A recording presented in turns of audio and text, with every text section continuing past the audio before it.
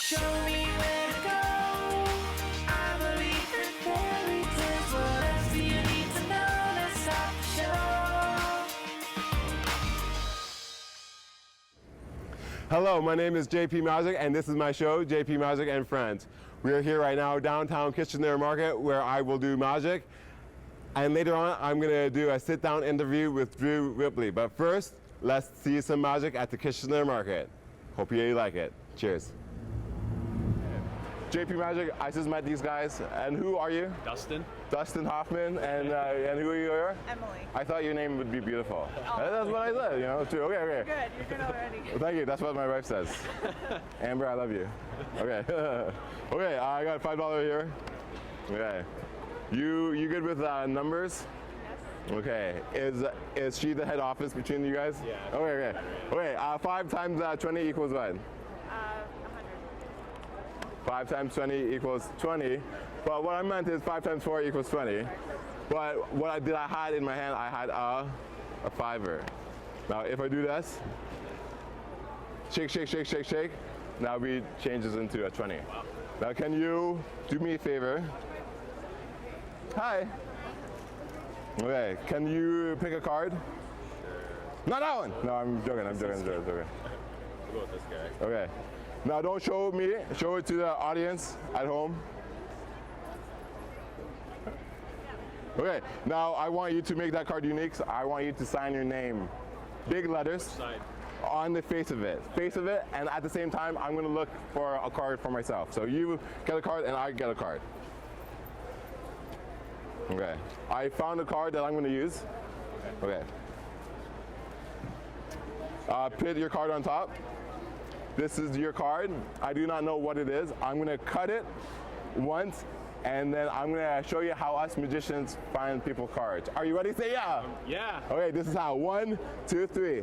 Did you see that? No, I didn't. Good. I did not do anything yet. No, it's easy. Okay, watch. 1, 2, 3. Hoop. This is how us magicians find people's cards. This is the. Okay, I found your card. Yeah. Okay, that's the joke. Okay, that's the joke. Now watch this here. King of diamonds. That's your card. Yeah. Open up your hand like this. Cover it. Now, do you remember my card? Sorry? Do you remember my card? 7. Okay. Can you open up your hands? Okay, now do you think it would be awesome if your card and my card change the places? It would be pretty cool, yeah. I can't do that. But if you say, I believe, JP, I believe, JP. say it with Tashin. I believe. Everyone, I believe. I believe. Okay, flip it over. Oh, Wow. it's pretty good. This time I did not screw up on this trick, so that's good. There you go. That's pretty good. Thank you. That was awesome, man. Awesome. Thank you for your time. Thank It's you. nice meeting you. Likewise. Okay, these are washers. But do you know what washers do? They They don't wash, no. they go in the wash. Yes, they do. Okay.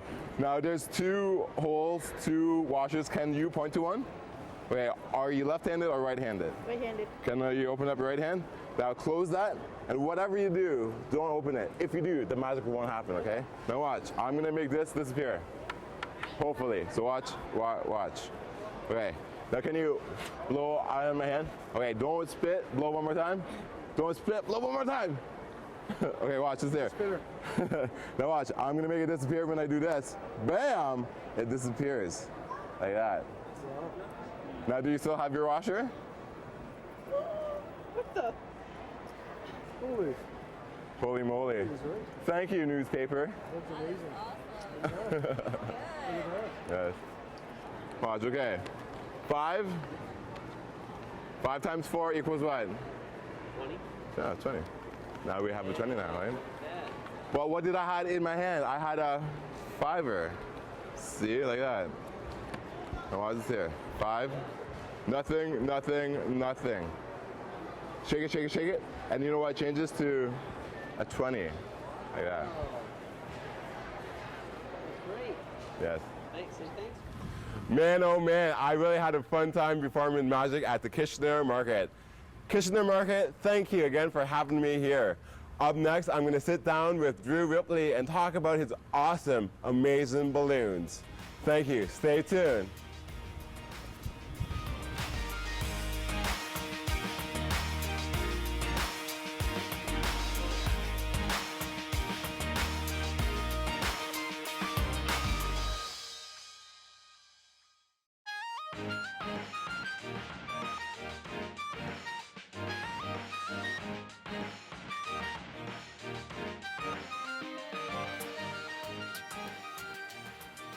Welcome back to JP Magic and Friends on Wodgers TV. I'm your host, JP of JP Magic, and I like to have fun, and I'm here to profile a local entertainer who travels far and wide.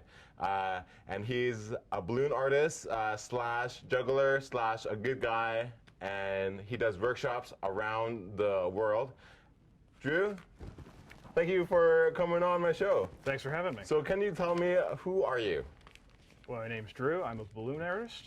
I do travel a fair bit, but I really love the home area. And yeah, my life is quite literally all about balloons. Nice. So how did you get into show business?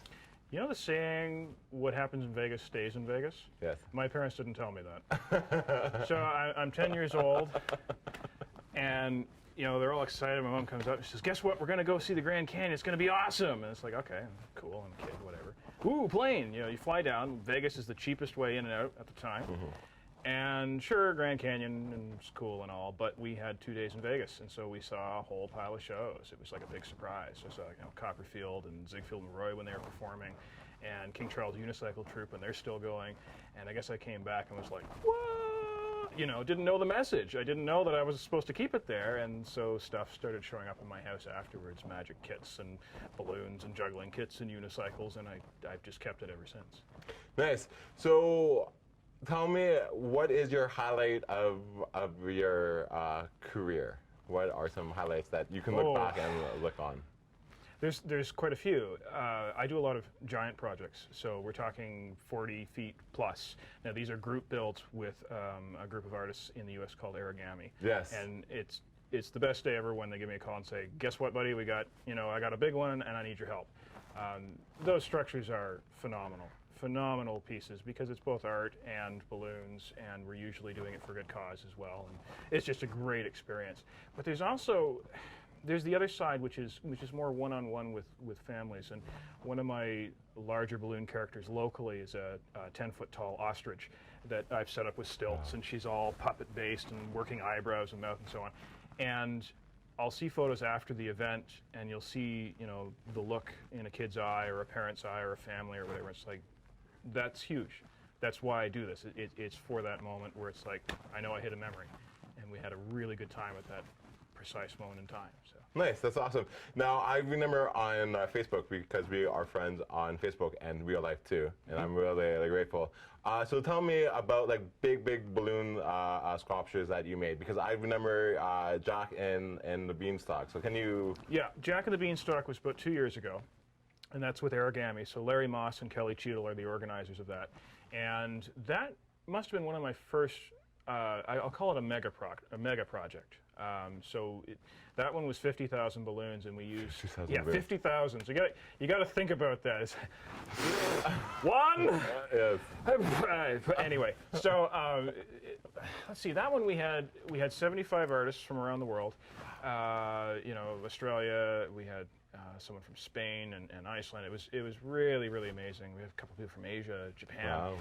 And Larry and Kelly are super organized, and they thought, let's create a story. And we had this big, beautiful atrium that went up basically 60 feet. So it's perfect. What kind of story can you win there? Well, a beanstalk, you know, spirals right up.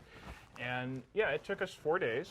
You know, it was 8 to 10 hour days every day for all 75 of us, working off of Larry's blueprints and coming up with these, you know, incredible pieces. So when you came in as a participant or as a viewer, you walked in, the building had music pumped in for Jack and the Beanstalk, and you find Jack, and he's just sold the cow, and he's all happy, and the guy, you know, the wizard's riding off on this cow.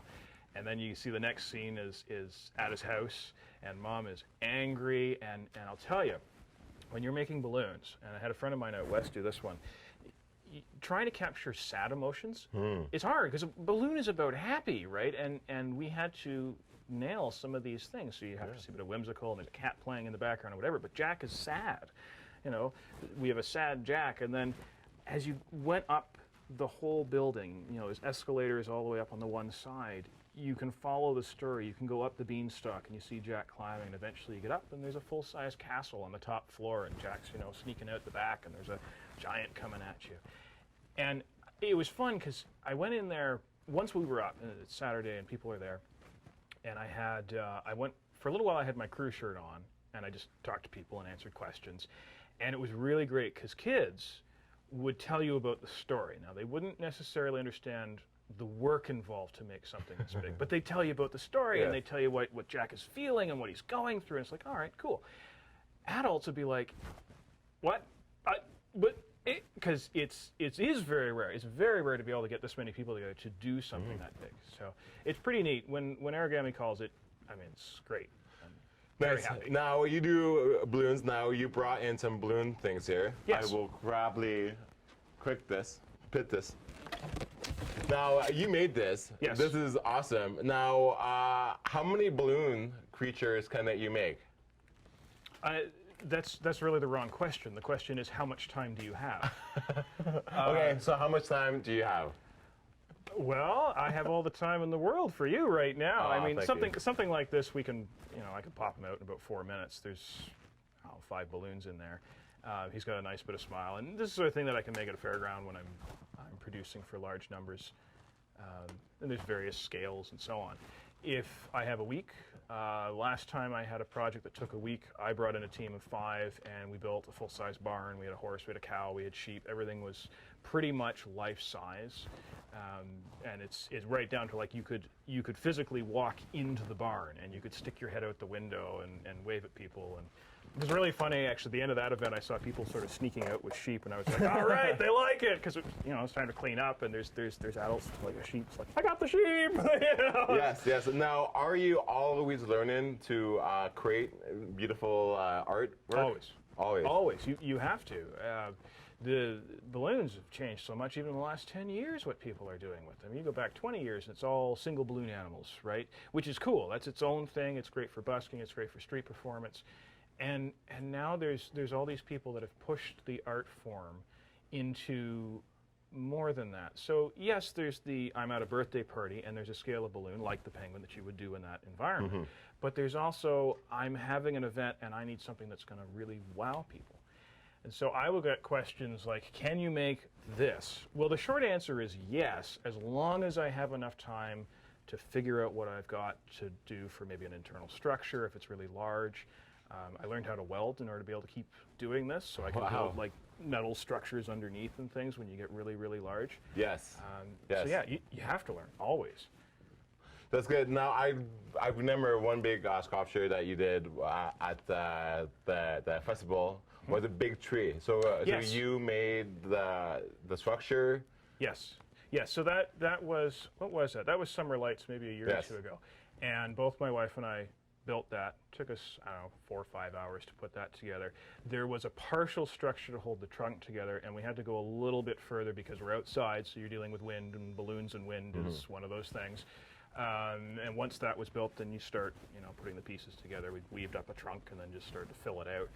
I really like that one. There's some photos out there where the trees lit up because Summer Lights, it's nighttime, and it's so great. Everything is sort of lit up, and there's people around, and we're talking, and it was a nice sort of whimsical piece. Nice. Now you do a lot of festivals and corporate gigs. What is the weirdest tip you got after a performance, or like whatever?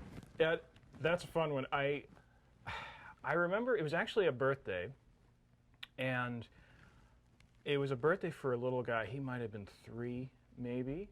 So I made him a dog, basically, a cute little, balloon dog, and I, handed it over to him. And he was really happy. He's like, wow! And then he set it down beside him, and he ran off, and he came back with one of his little toy dogs, and he held it up to me and said, here you go. And it was funny because I was like, okay, well, I do have to take this because, the kid is trying to be nice. He obviously sharing or Yes. something like that. And I was like, oh, that's wonderful. And I took it, and I'm like, okay, I can't keep this, but I will go along with it. And the parents were thrilled. It was like, oh, that's so nice. And I was like, because again, I think about I'm waiting, the 3-year-old at night going, where's my little puppy? Yes. But it was an interesting experience because it was certainly very genuine. It was a genuine response. It was a very kind response. Yes. And it meant a lot. It was like, wow, okay, that's really cool. Nice. Okay. Now before we go, you also made this too. Yes, this is I call this my micro bike. Yes. I made this at Quartz Lab, which is in town. Totally worth checking out. They're an amazing bunch of people in there.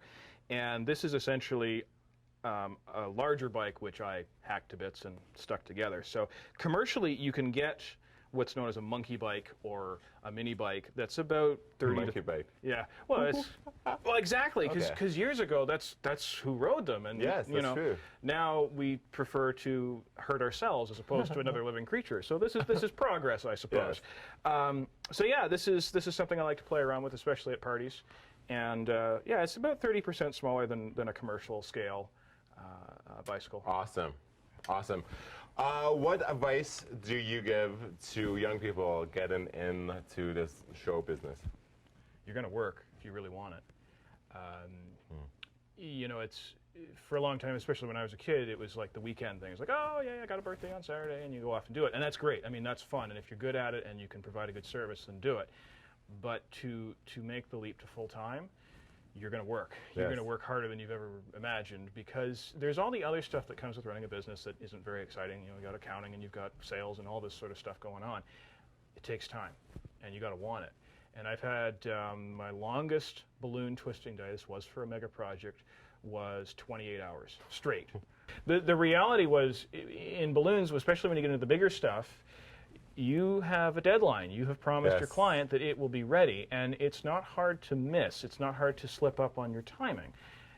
But that means you're responsible because they still have their opening at whatever it is, 8 o'clock in the morning or whatever. So if you got to work straight through the night, you're going to work straight through the night. That's good advice. So be I like prepared that to advice. work. Be prepared. And prepared. how can people contact you? At my name. That's the easiest way to find me. DrewRipley.com. You can go online, type that in. You can go into Facebook, Drew Ripley's Entertainment. I'm on Twitter as Drew Ripley. Yes. I'm on Instagram as Drew Ripley. Drew Ripley. Awesome. Well, thank you a lot for coming on to JP Magic and Friends, and great to see you again. It's good to see you too. And we will be right back right after this.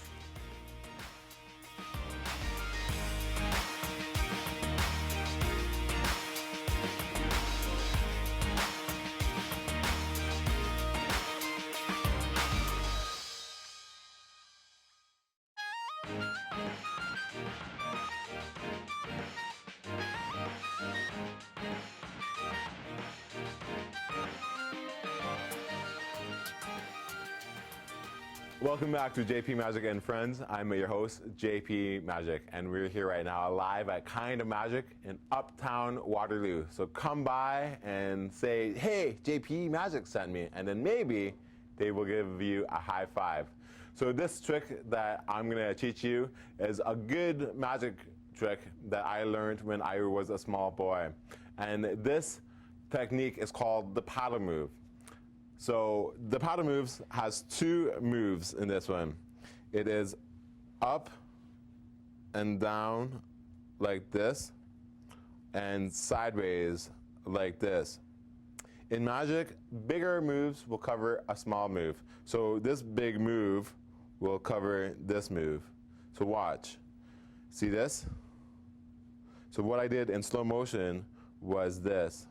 Go up and then turn at the same time, and then the AP will show to the spectator, and do it so fast, so smooth like that. So yeah, so you move up and down like that. Now you gotta make this disappear. So what I do is I do it fast and say it's gone like this. So I do it like this, and now it's disappeared. See? It's disappeared.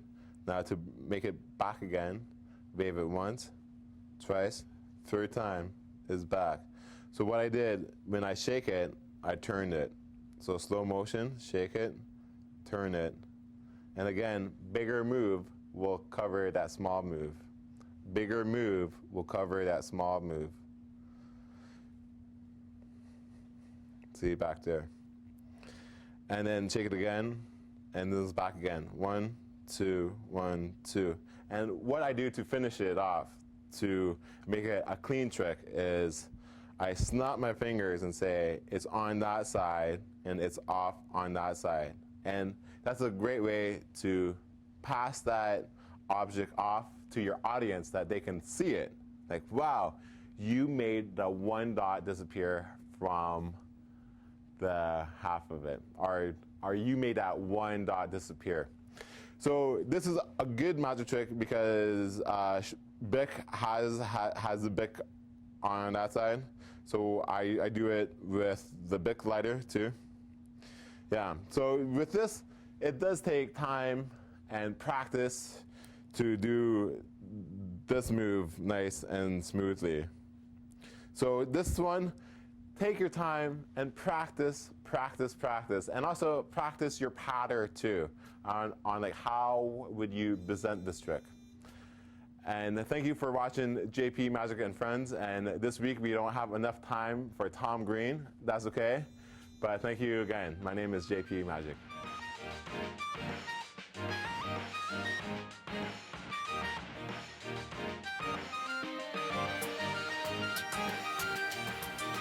This trick cost me 4 years in Russia. I studied in Russia, and my teacher's name was Smirnoff Ice. Thank you. That's good. Okay. Okay. Are you guys ready? Say yeah. Is no one going to say stop? Do you guys want to see it? Say yeah. Okay. Oh my God! Where's all that glitter going? He's choking on that glitter! He's choking on it! When I pull this out, I want all of you guys to like clap and cheer. Like you're seeing a miracle.